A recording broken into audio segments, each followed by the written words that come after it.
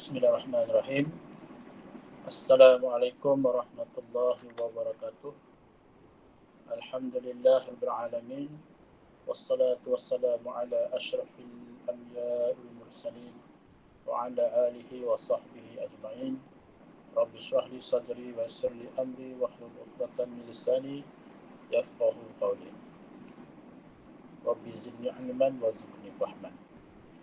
Alhamdulillah, insya-Allah hari ini kita akan masuk bab 5 ya. Masuk bab 5 iaitu termokimia. Termokimia.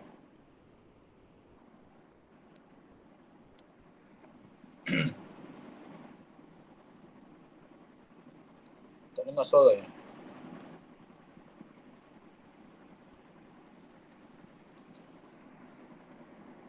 Okey, boleh dengar tak suara?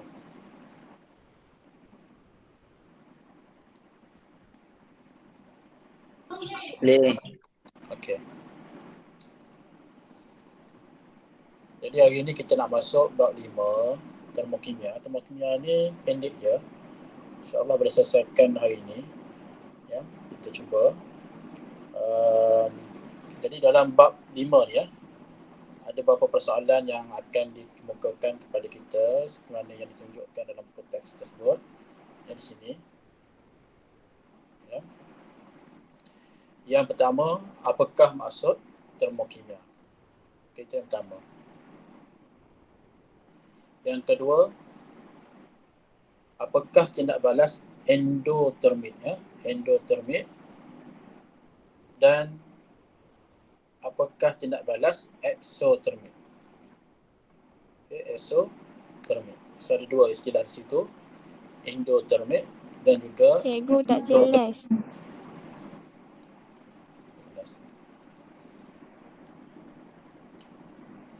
Apakah yang ketiga, apakah kepentingan konsep tindak balas endotermit dan kepentingan exotermit ya. Kepentingan endotermit dan juga exotermit dalam kehidupan harian. So ada 3 persoalan ya di sini. Apakah maksud termokimia? Yang kedua, apakah tindak balas endotermit dan exotermit? Dan yang ketiga, apakah kepentingan konsep tindak balas endotermit dan exotermit dalam kehidupan harian ya?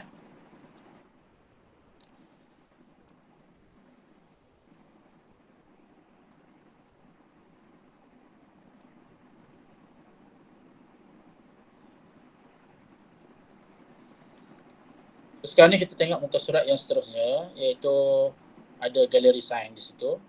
Okey, galeri sains. Kan ni dengar tak suara? Jelas tak? Jelas tak suara? Jelas. Okey. Jadi perkataan termo, sebenarnya termokimia ni, perkataan termo daripada perkataan haba. Termo ni maksudnya haba. Ya, boleh buat catatan di situ. Ya, termo tu maksudnya haba. Macam termometer, ya, termometer, termoreseptor, digunakan perkataan termo di depan tu, maksudnya ialah haba. Jadi bila dikombine dengan perkataan termokimia, ialah kajian tentang perubahan haba ya, semasa tindak balas kimia berlaku. Jadi terdapat banyak aplikasi. Aplikasi ni ialah kegunaan termokimia dalam kehidupan harian kita. Termasuklah pek panas segera. Ya, pek panas segera dan pek sejuk segera. Inilah yang bawah ni ya, contoh ni. Okey, ini adalah contoh ataupun aplikasi termokimia dalam kehidupan harian kita lah. Jadi contoh di sini dibagi pek panas segera. Ya, pek panas segera digunakan untuk membebaskan haba ke kawasan persekitarannya. haba yang dibebaskan, haba yang dibebaskan oleh pek haba segera ini dapat melegakan kekejangan otot. So dia digunakan untuk mereka yang mengalami kekejangan otot. Serta dia juga dapat menambahkan saiz lumen di dalam kapilari darah supaya kadar peredaran darah meningkat, ya. Itu tujuan dia. Manakala pek sejuk segera digunakan untuk menyerap haba. Kalau yang panas untuk membebaskan haba, tapi kalau yang sejuk digunakan untuk menyerap haba. Absorb heat ataupun menyerap haba daripada persekitarannya. Haba yang diserap oleh pek sejuk segera ini dapat mengurangkan bengkak luka. Ini kes kalau bengkak luka, ataupun untuk menyingkirkan haba daripada keradangan tisu, keradangan tisu ataupun keradangan organ badan, dan mengurangkan saiz lumen. Lumen tu apa dia? Lumen ni ialah salur darah, ataupun bukaan salur darah yang terdapat dalam kapilari darah, supaya kadar peredaran darah yang melaluinya menurun dan membantu menghentikan pendarahan. Itu beza dia. Beza. Kita tak boleh sembarangan lah. Tak boleh sembarangan. Jangan, kalau kita kejang otot, jangan letak air batu. Jangan letak air batu. Salah lah tu. Kita kena letak sesuatu yang panas. Kalau kejang otot lah. Tapi kalau kita mengalami bengkak, bolehlah kita letakkan air batu, contoh. Mungkin kita tidak ada lah. Kita tak ada sediakan pek sejuk segera ataupun pek panas segera ni di rumah. Tetapi di rumah kita mungkin ada air panas dan juga ada air batu ataupun air sejuk, Jadi ini contoh pengenalan lah kepada tajuk termokimia. So sekarang ni kita masuk kepada 5.1. Dalam bab 5 ni, subtopik 5.1. Okey, tindak balas endotermik dan eksotermik. So ada dua istilah di situ. Satu indo, okey, ingat macam indo. Indo ni maknanya dalam. Exo ni macam ingat exhaust. Exhaust maksudnya dia bebas keluar, macam tu. Dia bagi satu pertanyaan di sini. Apabila natrium dimasukkan ke dalam air, natrium ni jenis unsur lah, unsur logam yang kalau kita ingat lagi dalam struktur ataupun dalam siri keaktifan logam, dia berada pada ranking nombor 2 selepas kalium. Kalau nak jadi ingat SKL K tu. Kalau nak cari tu kalsium lah. Agi tu kalsium. Agi ayam Okey, ingat tu. Jadi natrium ni maknanya dari segi kedudukan dia reaktif lah. Apabila dimasukkan ke dalam air, tindak balas kimia yang berlaku adalah seperti yang ditunjukkan dalam gambar foto 5.1. Inilah gambar foto 5.1 ditunjukkan apa yang berlaku. Ada berlaku apa tu? Apa yang kita dapat lihat ni apabila natrium ditindak balas dengan ataupun dimasukkan ke dalam air. Jadi berlakunya pembakaran ataupun api yang terhasil dengan nyalaan yang terang. Jadi persoalan dia sekarang ni nyatakan 3 bentuk tenaga yang dibebaskan dalam tindak balas kimia ni. Ada 3 bentuk tenaga. Apakah tenaga tersebut? Itu satu persoalan.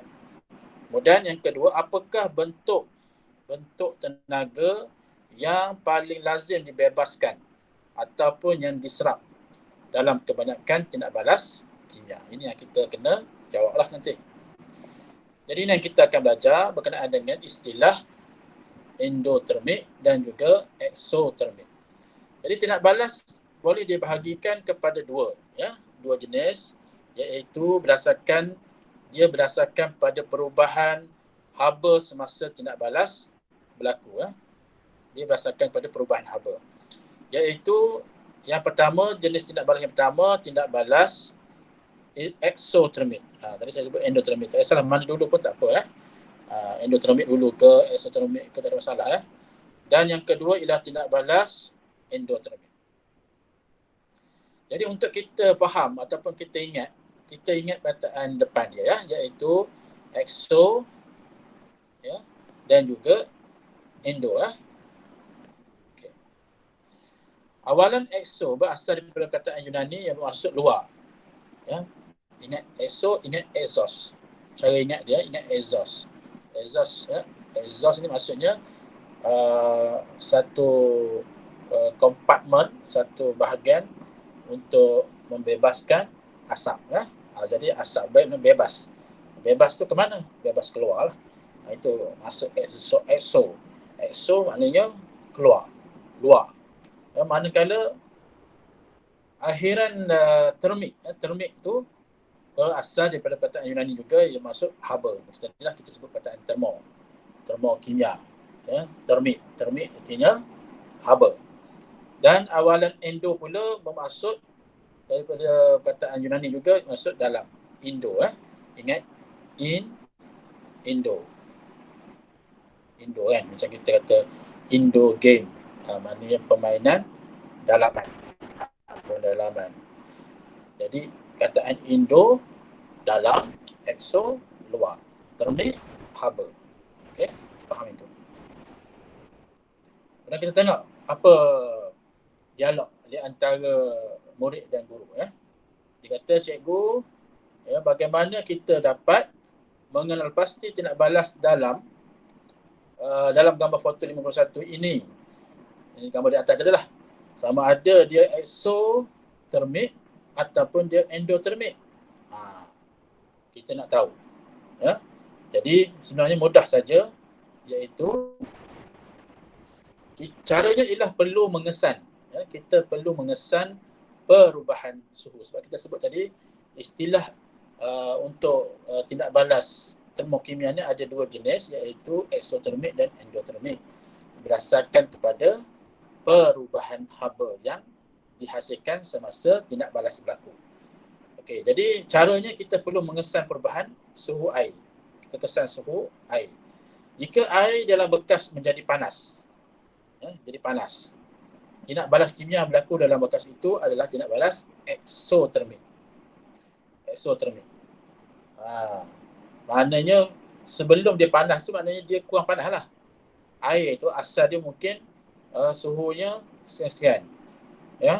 Katakan saya lukis ni sebelum dan selepas. Sebelum, selepas. Okey. Kita letak air. Okey. Kemudian mesti ada kalau tak ada termometer pun kita boleh rasa lah. Kita boleh sentuh dengan tangan ke. Katakan sebelum ni suhu dia katakanlah 30 darjah Celsius. Selepas meningkat kepada katakan 32 darjah Celsius. Meningkat sebanyak 2 darjah Celsius. Jadi bila meningkat, itu adalah tindak balas exothermic. Exothermic. Artinya apa? Artinya haba dibebaskan keluar. Haba dibebaskan keluar. Ini sebut sini. Caranya kita perlu mengesan perubahan suhu air dalam bekas. Jika air dalam bekas menjadi panas, tindak balas kimia yang berlaku di dalam bekas itulah adalah tindak balas exothermic. Dan sebaliknya, jika air dalam bekas menjadi sejuk, katakan sebelum 30 darjah Celsius, kemudian selepas katakan selepas tu ni kita tunjuk kat sini, ini tunjuk kat sini katakan jadi 28 darjah Celsius. Maka tindak balas yang berlaku dalam bekas tersebut adalah tindak balas endothermic. Macam tu je. Ingat exothermic suhu meningkat, endothermic suhu menurun. Seterusnya kita pergi kepada muka surat yang selanjutnya. Masih lagi dialog lagi antara cikgu dengan murid tersebut.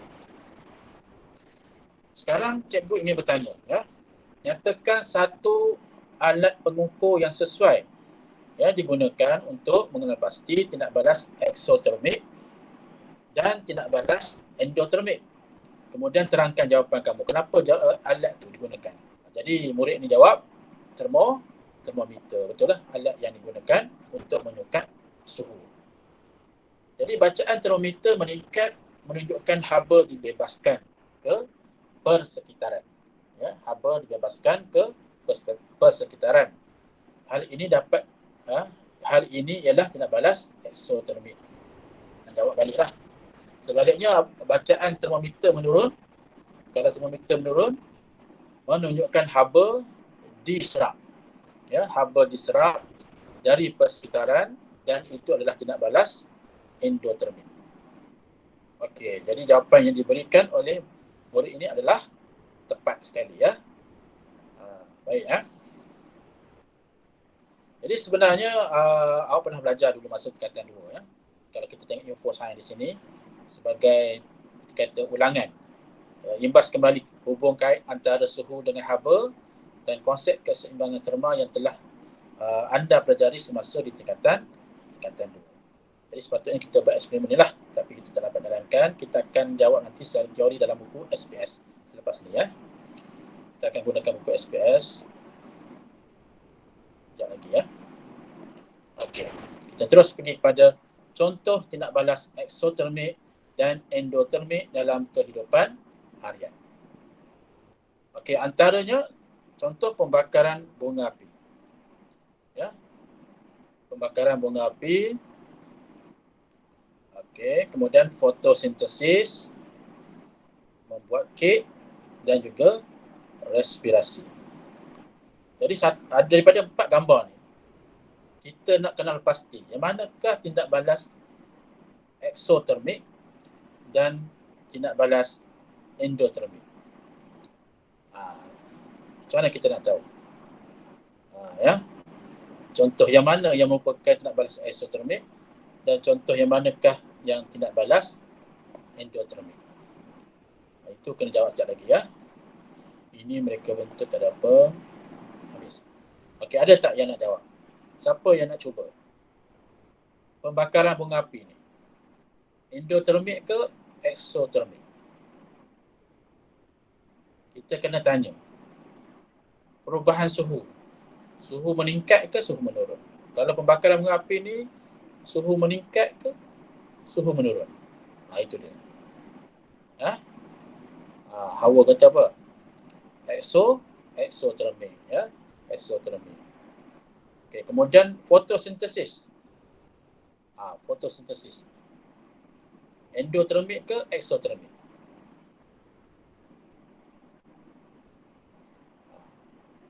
Perubahan suhu. Endotermik. Okey, endotermik, ya. Macam mana boleh jadi endotermik? Ya. Maknanya suhu berkurang, ya. Suhu berkurang, ya, sebab tenaga diserap, ya. Ingat tu, tenaga diserap. Tenaga diserap macam mana? Cahaya matahari, ya, diserap oleh klorofil, ya.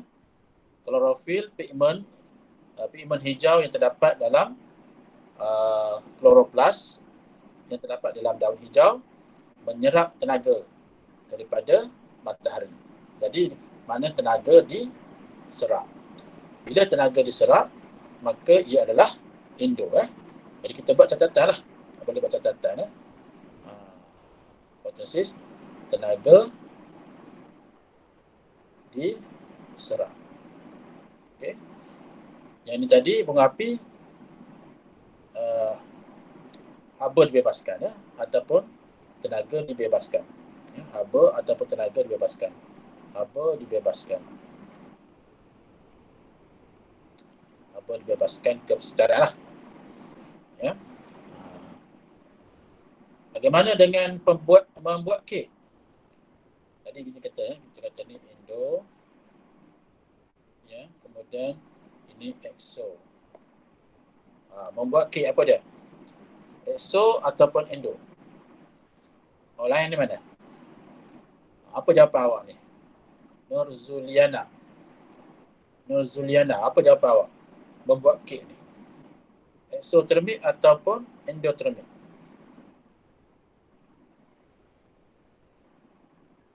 Haba dibebaskan atau haba diserap? Ini tenaga ataupun haba boleh juga ya. Mana Nurzuliana? Ada Nurzuliana?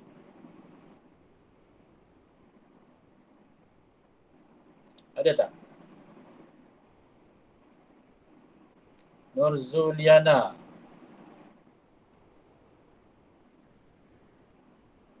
Nurzuliana. Mana Nurzuliana?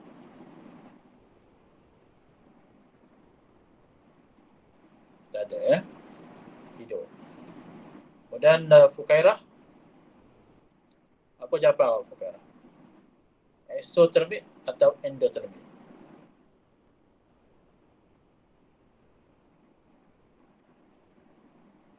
Tengok.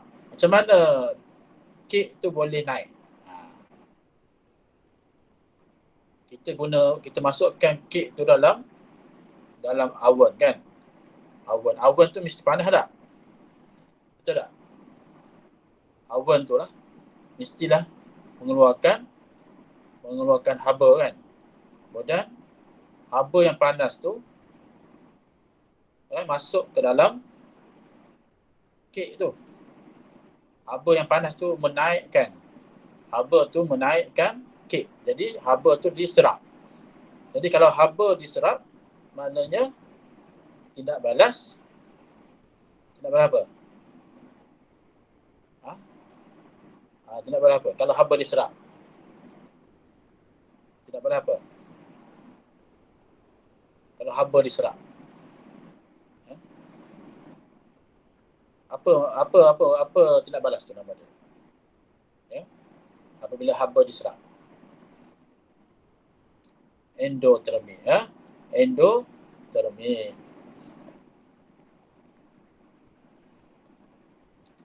Haba panas tu di luar ya. Panas tu dalam oven ya. Panas tu katakan saya buat suhu tinggi macam ni lah ya. Suhu tinggi tu gitu panas. Kemudian haba tu dia masuk ke dalam ya. Haba tu diserap lah. Diserap. Jadi diserap tu melalui bekas aluminium tu ya.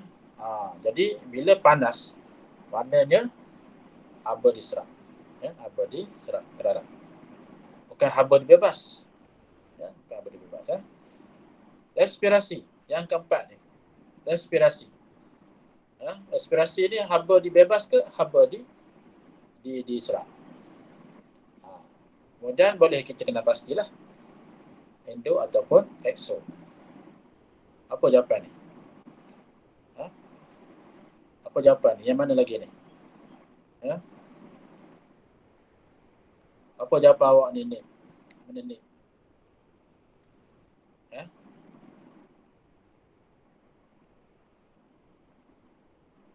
Apa jawapan awak ni? Ni ke Fatihah ke? Eksotermik. Eksotermik ya. Exo. Sebab apa eksotermik? Sebab apa eksotermik? Sebab apa? Ingat tak respirasi? Apa yang dihasilkan? Salah satu daripadanya ialah daripada respirasi ni menghasilkan apa? Ya? Haba ya? Ataupun tenaga. Tenaga dibebaskan. Ingat formula respirasi. Ya? Ingat GOCAT. Okey. Glukosa, oksigen, karbon dioksida, air dan tenaga. Okey, tenaga tu maknanya dibebaskan ya. Tenaga dibebaskan. Jadi habis itu kemudian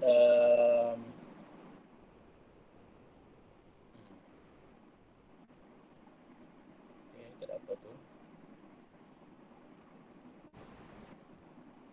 Okay, itu soalan ni boleh jawab. Okey, jadi kita tengok beberapa contoh yang lain ya. Okey, jadi rumusan daripada apa yang kita belajar pada ketika ini ya. Termokimia ialah kajian tentang perubahan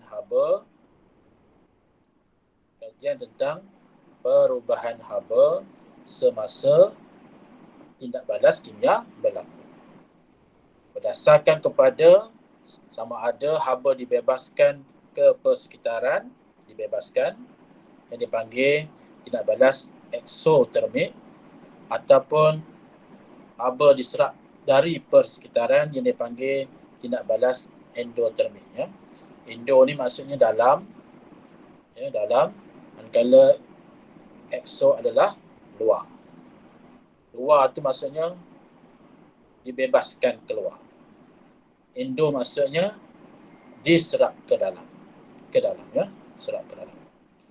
Contoh selain daripada yang kita bincangkan tadi ya, tindak balas eksotermik seperti pembakaran kertas. Bila kita bakar kertas, haba dibebaskan. Maka eksotermik, letupan bom, respirasi, penetralan asid dan alkali. Penetralan asid dan alkali ini dia menghasilkan haba ya, ataupun haba tu dibebaskan.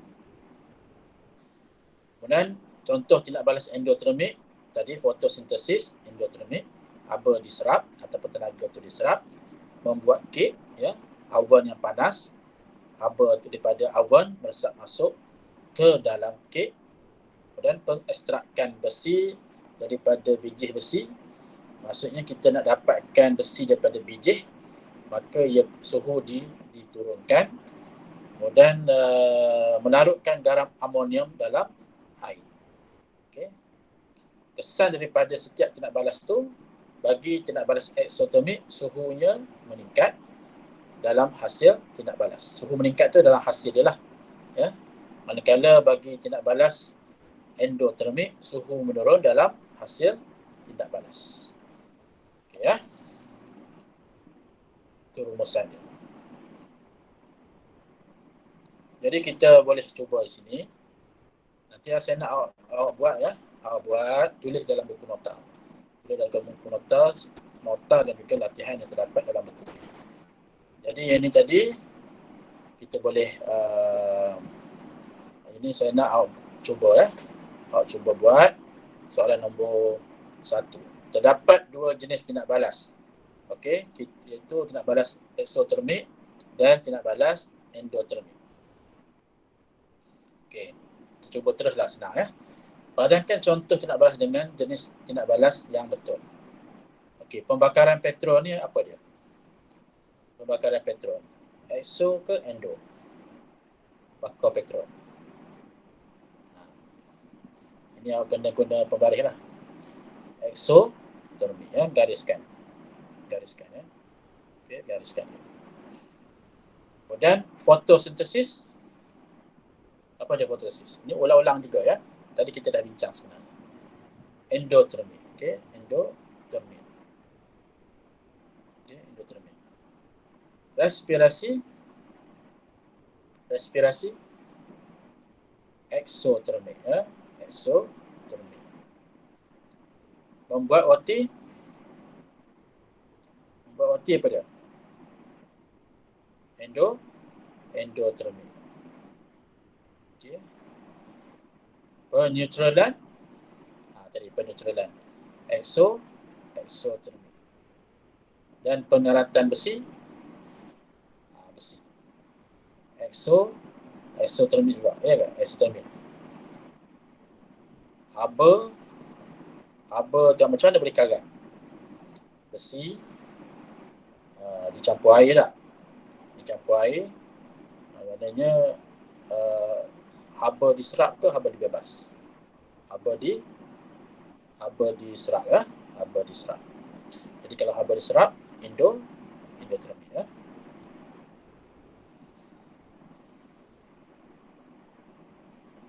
Ialah kalau daripada luar, haba daripada luar menyebabkan besi tu karat.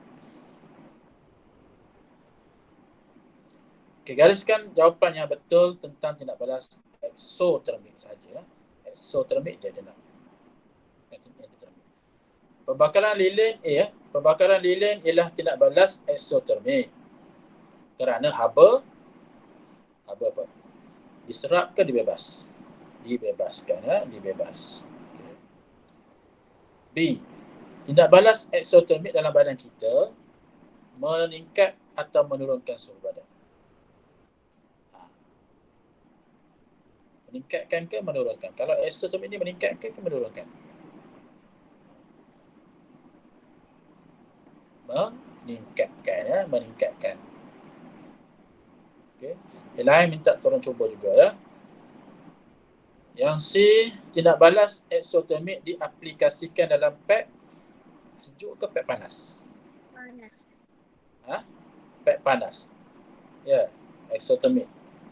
Eksotermik ni haba dibebaskan kan. Haba dibebaskan maksudnya kita guna pad panas ya. Pad panas. Kemudian 2D. Membuat kek bukan tindak balas eksotermik. Kerana haba dia apa? Haba diserap ya. Haba diserap. Okey, selesai yang tu. Kita tengok lagi ada lagi. Okey, ini teka selang kata ya. Teka selang kata yang A dulu, melintang. Kajian perubahan haba semasa tindak balas kimia berlaku. Apa nama tu? A, tengok. Tidak bagi dah M tu. Jadi apa agaknya tu? Ya. Apa agaknya tu? Ya, termokimia. Tulis situ ya. Jangan contoh buku tab pula. Tapi awak buat nanti dalam buku nota. Termokimia. Kemudian kita ambil B lah ya. B. Tindak balas endotermik yang berlaku dalam tumbuhan. Tadi ada dah kita sebut tadi ni. Apa dia? Apakah tindak balas endotermik yang berlaku dalam tumbuhan? Apa dia? Fotosintesis. Okey, fotosintesis.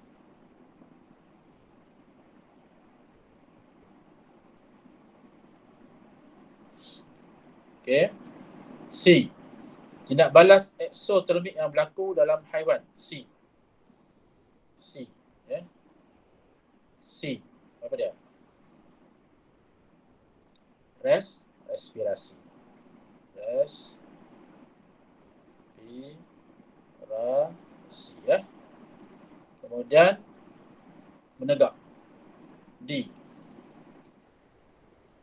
Alat yang mengukur perubahan suhu semasa tindak balas eksotermik dan tindak balas endotermik. Apa nama alat tu? Termometer. Kena ejaan betul sikit tu. Ejaan betul sikit awal ya. M-E ya, bukan M-I ya. Termometer. Kemudian E. Tindak balas kimia yang menyerap haba dari persekitaran. E ke bawah. Dia menyerap. Kata kuncinya ialah menyerap. Kalau menyerap apa dia? Kalau menyerap. Ya. Endo ya. Ingat endo. Endotermik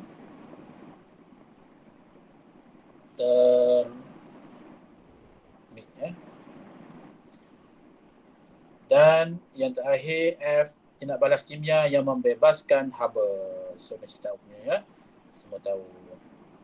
Eksotermik ya. Okey, senang ya. Yang ni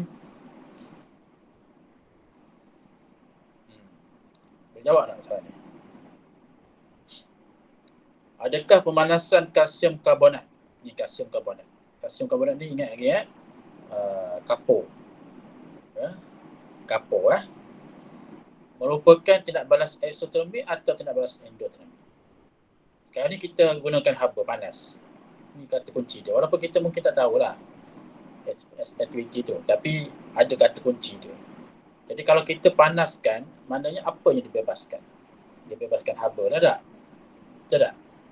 Jadi kalau dibebaskan haba, jadi apa ya tindak balas dia? Suatu apabila dipanaskan, sudah tentu akan keluar haba. Betul tak? Jadi dia adalah eksotermik. Kenapa? Barulah kita jawab tadi. Baru jawab apa? Sebab apa? Siapa boleh beritahu? Okey, betul lah tu eksotermik. Kenapa eksotermik? Sebab haba dibebaskan apabila buat panjang sikit lah ya. Betul lah tu. Kata kuncinya haba dibebaskan. Haba dibebaskan apabila kalsium karbonat dipanaskan ya. Panjang sikit jawab. Ya. Haba dibebaskan apabila kalsium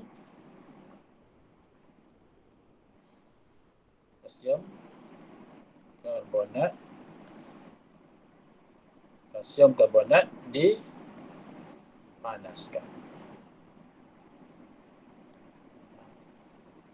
Okey. Tentulah. Kemudian kita tengok ada tidak? Ada lagi. Bezakan tindak balas antara asid hidroklorid dan natrium karbonat. Bezakan tindak balas antara asid hidroklorid dengan natrium karbonat dan tindak balas antara asid hidroklorid dengan natrium hidrogen karbonat. Maksudnya sama ada endotermik ke eksotermik je. Itu je ya. Haba dibebaskan ke haba diserap. Itu saja. Maknanya bagi 2 poin. Ya. Maknanya adakah tindak balas antara asid hidroklorid dengan natrium karbonat itu eksotermik ke endotermik? Satu. Yang kedua, haba dibebaskan atau diserap? Itu saja. Kalau nak jawab lebih boleh lagi. Suhu hasil daripada suhu hasil tindak balas meningkat ataupun suhu hasil tindak balas berkurang pun boleh ya. Tak ada masalah. Baik. Ada yang nak cuba? Yang nombor 6, nombor 5 ni.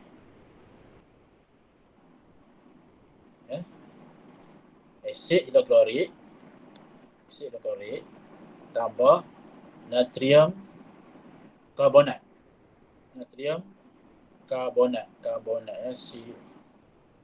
karbonat. Natrium karbonat dengan asid klorid ni maknanya dia akan menghasilkan hidrogen karbonat dan natrium klorida. Ya, natrium klorida.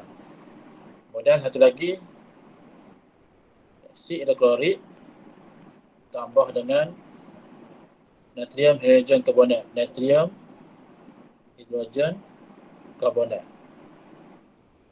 Ya, akan menghasilkan natrium klorida tambah natrium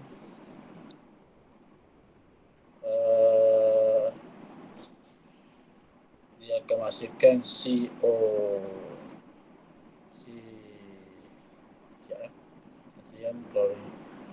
natrium klorida dengan H2O campur H2O air, kemudian baki itu karbonat, hidrogen karbonat.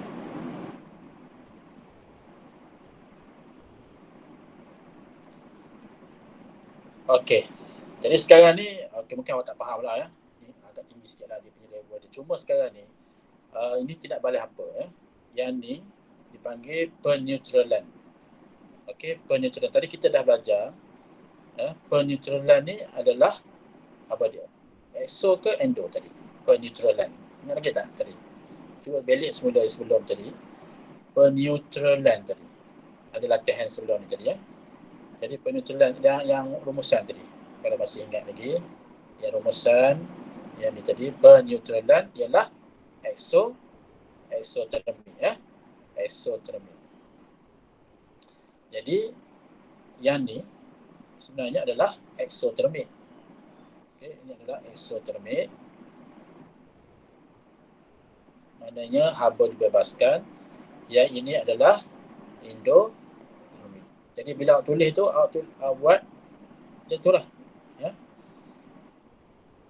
Ini haba diserap ya, haba diserap. Ini haba dibebas. Haba dibebas. Itu je cara untuk buat soalan nombor 5. Saya dah bagi ni jawapan ni. Nanti awak pindahkan dalam buku ya. Dalam buku nota. Nombor 6. Bagaimanakah kesan pemanasan global? Dapat dikurangkan melalui penanaman semula pokok. Tahu tak pemanasan global? Tahu tak pemanasan global? Apa itu pemanasan global? Ya? Apa maksud pemanasan global? Ada tak siapa boleh jawab? Apa maksud pemanasan global? Ya? Apa itu pemanasan global? Ada yang tahu tak pemanasan global? Ya? Ada tak? Ada yang nak cuba? Apa maksud pemanasan global? Ada tak? Pemanasan global. Tak tahu? Tahu ke tak tahu pemanasan global? Maknanya salah satu daripada kesan pemanasan global, suhu apa? Suhu persedaran meningkat kan? Salah satu lah daripada ini, banyak sebenarnya kesan dia. Ya, suhu persedaran meningkat. Okey, suhu persedaran meningkat. Jadi bagaimana kesan suhu persedaran meningkat ni dapat dikurangkan melalui penanaman semula pokok? Apa yang pokok tu buat? Itu yang kita nak awak jawab ya. Kenapa pokok ni? Apa specialnya? Ya, tumbuhan terhadap dalam mengurangkan suhu. Sekarang masalahnya suhu meningkat. Ya, suhu persedaran lah. Bagaimana dengan tanam banyak pokok, suhu dapat turun. Kita balik kepada apa yang dilakukan oleh tumbuhan. Apa yang dia buat? Dia menyerap cahaya matahari. Ya, kita tahulah kan, bila fotosintesis banyak berlaku, maka banyak tenaga ataupun haba, masuklah suhu sekali, akan diserap ya, melalui tindak balas endotermik. Okey, melalui tindak balas endotermik. Jadi bila banyak suhu yang diserap ataupun suhu persedaran itu diserap, ataupun kita kata haba diserap, maka suhu persekitaran akan jadi berkurang. Ya, bila suhu persedaran berkurang, sekaligus dapat mengurangkan kesan pemanasan global. Macam tu je ya. Jawab macam tu ya. Baik, yang nombor 7. 7A. Rajah diunjukkan tindak balas termit. Ini kita dah belajar dalam bab 4 ya. Kita belajar dalam bab 4. Tindak balas termit iaitu pemanasan ferrum 2 oksida, serbuk aluminium dan juga pita magnesium. Okey. Soalan dia, adakah tindak balas termit merupakan tindak balas exotermik atau tindak balas endotermik? Terangkan jawapan anda. Siapa nak jawab? Adakah endo ataupun exo? Ada yang nak cuba? Ya? Kita boleh teka lah. Ya, kita boleh teka berdasarkan kepada pemerhatian kita. Ya, kita tengok apa yang berlaku pada rajah 2 tu. Ya? Walaupun kita tak tahu, walaupun kita tak tahu termit itu apa kan, kita tak tahu, tapi kita nampak pemerhatian tu api menyala. Jadi api menyala dia membebaskan haba kan, membebaskan haba. Jadi kalau membebaskan haba artinya eksotermik lah, ya, eksotermik. Jadi nak terangkan jawapan ni, kita terangkan kerana haba dibebaskan, tu je lah. Ya, apabila pemanasan ferrum 2 oksida serbuk aluminium dan pita magnesium dipanaskan, apabila ferrum 2 oksida serbuk aluminium dan pita magnesium dipanaskan, haba dibebaskan ataupun berlaku pembakaran. Ya, berlaku pembakaran dan pembakaran itu menghasilkan haba. Okey, B. Rajah 3 menunjukkan satu aplikasi tindak balas termit. Benda ni. Ya, nampak tak? Ada landasan kereta api. Kemudian apa tu? Jadi so kita huraikan aplikasi. Ya, huraikan aplikasi tindak balas termit dalam rajah 3. Apa yang sedang dibuat ni? Apa yang dibuat tu? Apa tengah dibuat? Nampak tak? Boleh agak tak apa yang sedang dibuat? Dia nak baiki dah. Ya? Nak baiki, nak ikat landasan tu kan. Mungkin landasan tu adalah proses pemulihan untuk dibaikilah supaya besi-besi landasan antara besi ke besi bercantum dengan baik, ya, bercantum dengan baik. Jadi kita nak huraikanlah aplikasi tu macam mana. Jadi kena tengok semula tindak balas termit tu. Bagaimana apa yang terlibat. Tapi dia tidak lari daripada tindak balas eksotermik itu. Daripada pembebasan haba akan menjadikan dengan pembakaran, dengan pemanasan tersebut, apa yang boleh berlaku kepada landasan kita. Ya. Cuba jawab tersebut soalan tu ya. Kemudian soalan kebat. Nombor 8 ya. Ini sebenarnya ada dalam kita punya perbincangan awal tadi, iaitu rajah 4 menunjukkan pek panas segera dan pek sejuk segera yang digunakan di hospital untuk melegakan kekejangan otot dan mengurangkan bengkak luka. Okay. Dengan menggunakan daya kreativiti anda, ubah suai ya, dan bina pek panas segera dan pek sejuk segera dengan menggunakan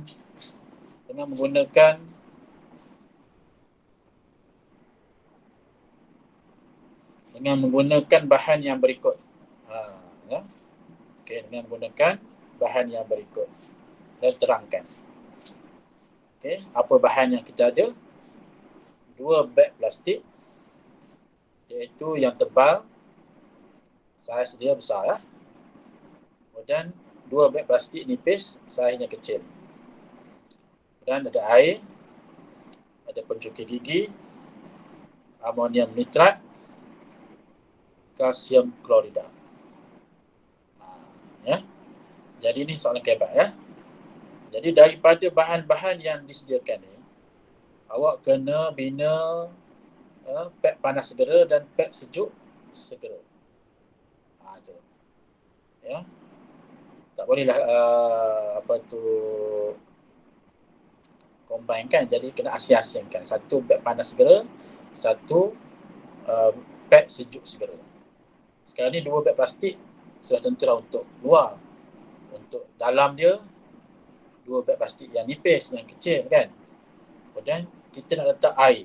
Air tu kita nak letak di dalam antara plastik kecil dengan plastik besar ke, ataupun kita nak letakkan kalsium klorida ke, ataupun amonium nitrat.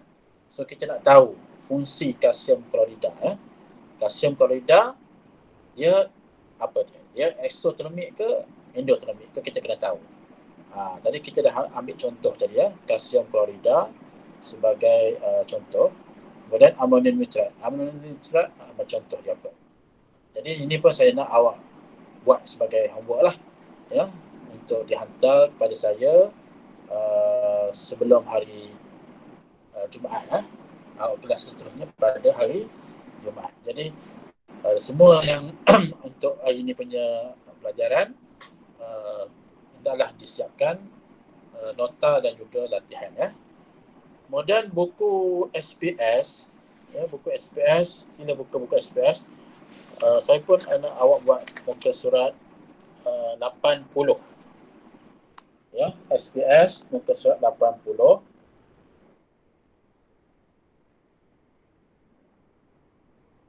Okey, itu sebagai kerja juga, serta muka surat 81, 82 ya, 81, 82.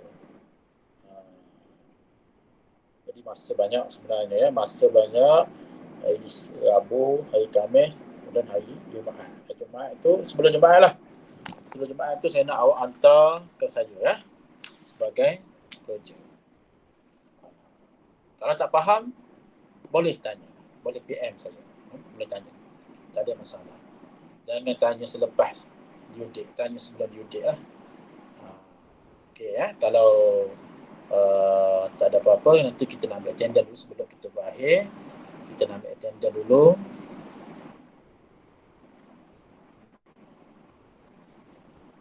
Kalau awak boleh buka kamera lagi bagus lah ya. Lagi bagus supaya saya bila saya snap tu gambar awak ada lah. Kita ada Nozuliana, tadi saya panggil 3-4 kali tak menyahut ya, 3-4 kali menyahut tak ada. Tak tahulah bagaimana ya.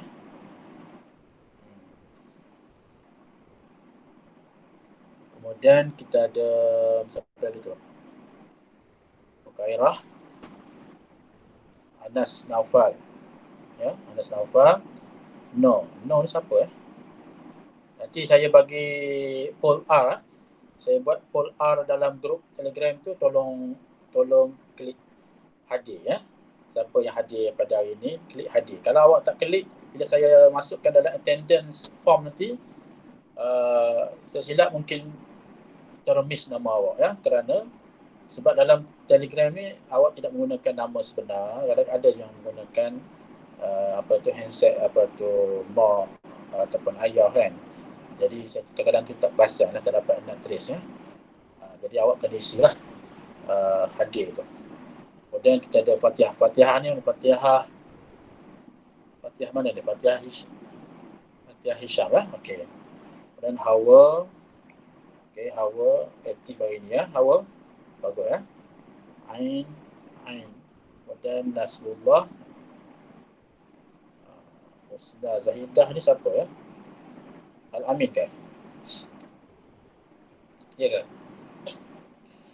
Aika dan juga Nik. Ya.